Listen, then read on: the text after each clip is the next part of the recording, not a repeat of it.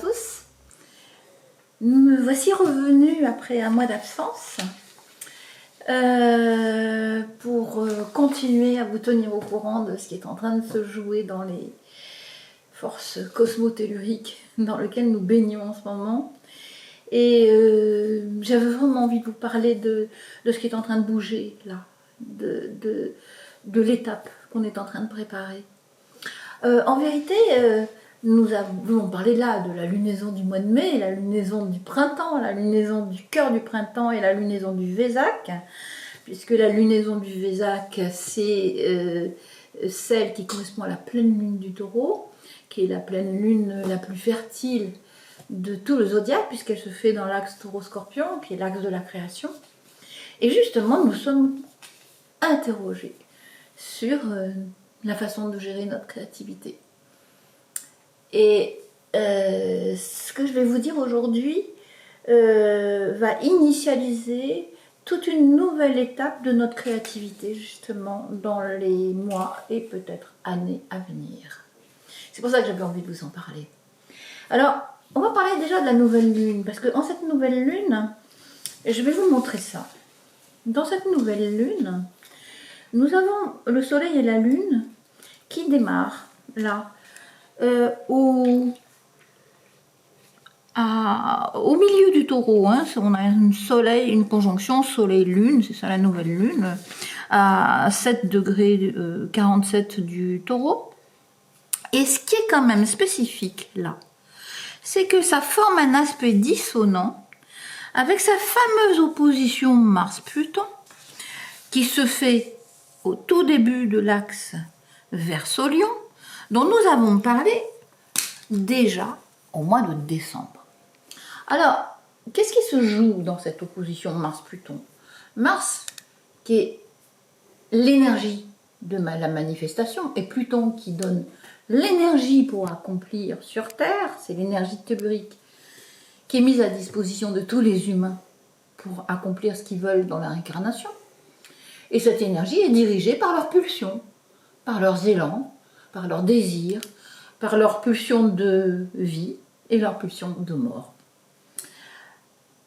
C'est de l'énergie qui est mise à disposition.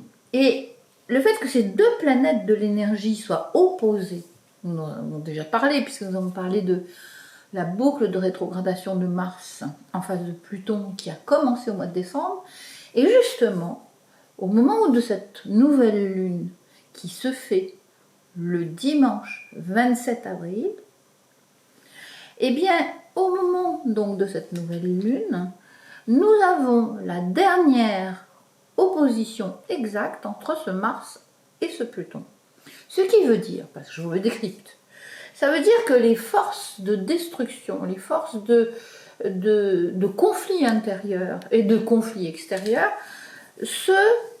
nous reposent la question de que faisons-nous, que désirons-nous faire avec nos désirs, avec nos élans, qu'est-ce que nous désirons incarner, ça c'est Mars, que désirons-nous incarner, et que faisons-nous de nos pulsions de destruction et de division.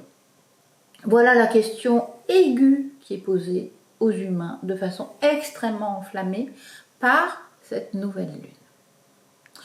Je vais aller plus loin, parce que au moment où cette nouvelle lune démarre, donc en Taureau, le Taureau c'est la vie, c'est qu'est-ce qui s'accomplit sur cette planète Terre, qu'est-ce qui s'incarne, quelle expérience nous faisons et comment nous gérons les forces de vie. Eh bien, ce Mars qui est mis à disposition des humains pour accomplir et pour manifester va jouer un rôle très important dans les années à venir, dans le sens où il va y avoir deux planètes lentes qui sont en train de rentrer en Bélier, et le maître du Bélier c'est Mars. Le Bélier dit « Je suis le premier signe du printemps, je vous invite à initialiser une nouvelle étape du monde, une nouvelle étape de votre créativité, une nouvelle étape de votre vie. » Or, les deux planètes qui sont en train de commencer à s'installer en Bélier sont Neptune, qui s'est installé le 30 mars, et Saturne, qui va s'installer le 25 mai, donc à la fin de cette lunaison, juste avant la lunaison suivante. Et la conjonction Saturne-Neptune est une conjonction étrange, je dirais un peu paradoxale, puisque Neptune, c'est la planète de l'énergie christique qui nous dit, rappelez-vous que nous sommes tous de la même essence, et rappelez-vous que quelque part, nous venons de la communion et de l'énergie christique originelle. Reliez-vous à cette origine cosmique qui est en rapport avec votre origine essentielle. Neptune est une planète qui diffuse, qui dissout, qui fluidifie, mais qui aussi nous relie à ce qu'il y a de plus irrationnel, qui est l'empathie, les liens entre tous les êtres vivants et qui échappe à tout ce qui est raisonnable. Saturne, au contraire, est une planète qui coagule et qui nous dit qu'êtes-vous venu faire sur cette planète? Quelle est votre responsabilité? Quel est votre engagement? Qui nous dit, c'est un peu le seigneur du karma. On sait que Saturne, c'est le seigneur du karma, c'est-à-dire qu'il nous dit action-réaction. Que faites-vous dans vos jeux d'interaction entre vous, ce que vous émettez et ce que ça déclenche? Eh bien, Saturne nous dit, vous êtes responsable. Il est temps de mûrir et il va falloir faire descendre, incarner une nouvelle façon de vivre votre spiritualité. Non plus en fuyant, je dirais, la pression de l'incarnation et de la difficulté de gérer notre matière, de gérer notre survie, de gérer nos interactions dans un corps comme ça, séparés les uns des autres. Mais cette conjonction Saturne-Neptune nous invite à initialiser une nouvelle façon de vivre notre spiritualité. Je dirais dans les spiritualités, dans les initiations qu'on a pu vivre dans les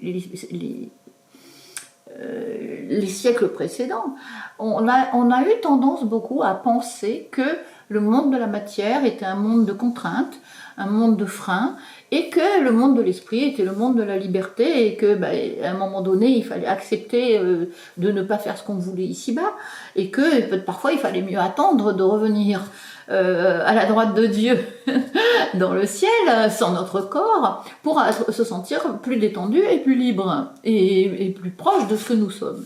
Et c'est exactement le contraire de ce qui nous est proposé, là, dans l'expérience qui vient.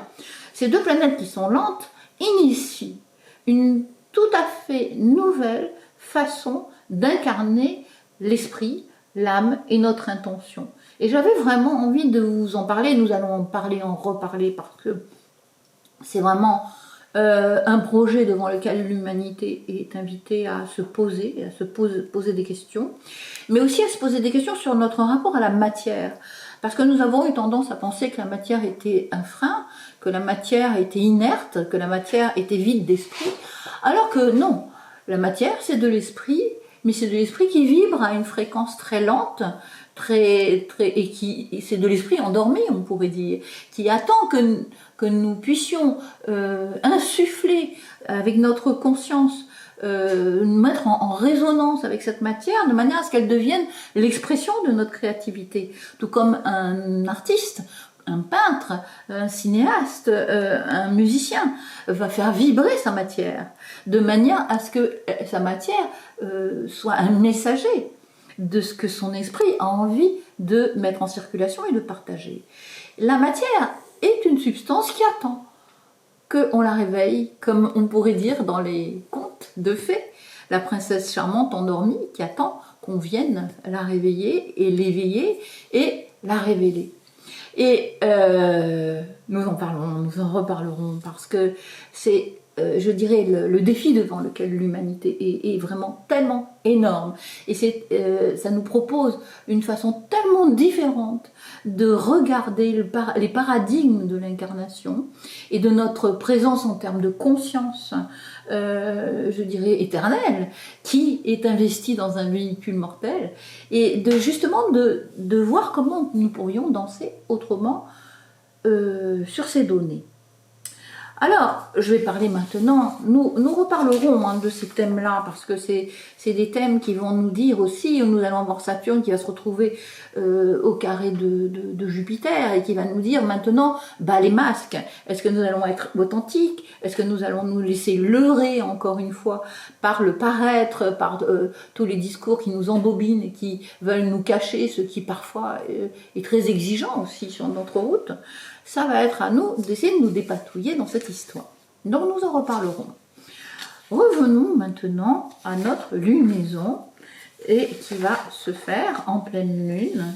Vous allez voir que c'est là, quelque part, c'est en résonance avec ce dont je viens de vous parler, au moment de la pleine lune. Alors, la pleine lune, non, elle n'est pas là, excusez-moi, je vous la remets ici, elle est là. Alors, la nouvelle lune, je vous redonne les dates, elle se fait le dimanche 27 avril à 21h22, heure de Paris, et le Vésac, donc la pleine lune du Taureau, se fait le lundi 12 mai 2025, bien sûr, à 18h57. Au moment de cette pleine lune, donc de cette opposition Soleil-Lune, qui là se fait à 22 degrés de l'axe Taureau-Scorpion, donc dans l'axe de la créativité. À ce moment-là, on va avoir le Soleil qui va venir se conjoindre avec Uranus. Et là, c'est très intéressant, parce que Uranus nous dit il va falloir trouver une autre façon de faire. Il va falloir accepter de regarder les choses sous un autre angle. Et c'est exactement ce qu'Uranus nous propose. Et ce qui est intéressant finalement dans ce thème, c'est qu'Uranus se retrouve en aspect harmonieux avec cette fameuse conjonction Saturne-Neptune dont je viens de parler. Alors ça veut dire quoi? Comment on va le décrypter? Eh bien, le Taureau, le Bélier dans lequel se trouve cette conjonction Saturne-Neptune, se retrouve en plus conjointe à Vénus, qui est le maître du Taureau, donc qui dit maintenant comment aimez-vous la vie? Vénus, c'est comment aimez-vous la vie?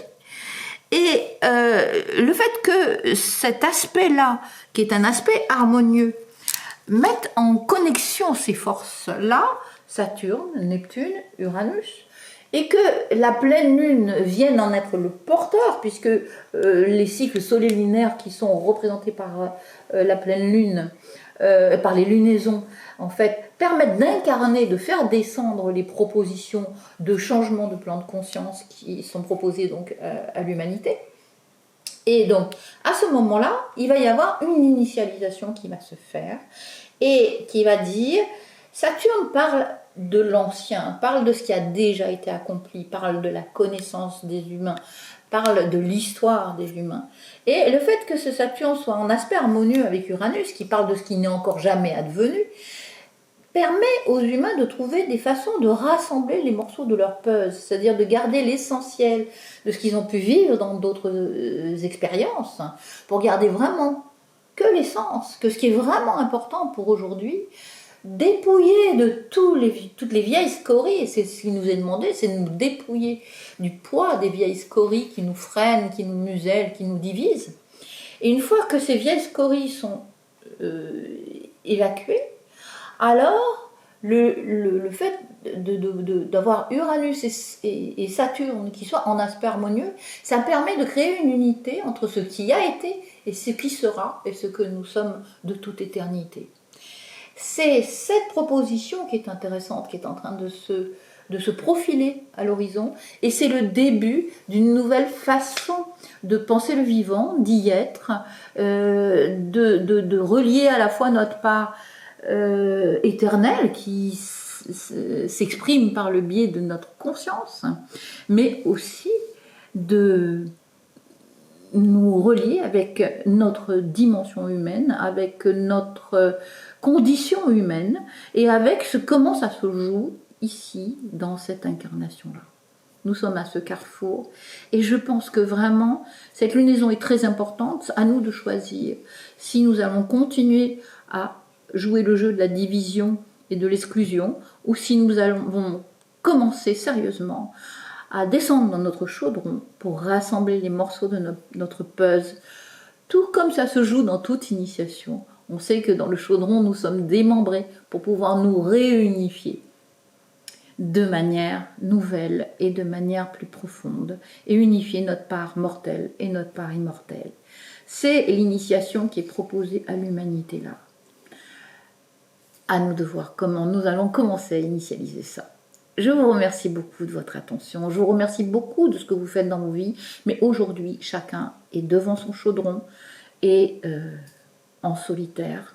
C'est à chacun d'agir et d'œuvrer. Merci beaucoup, à bientôt.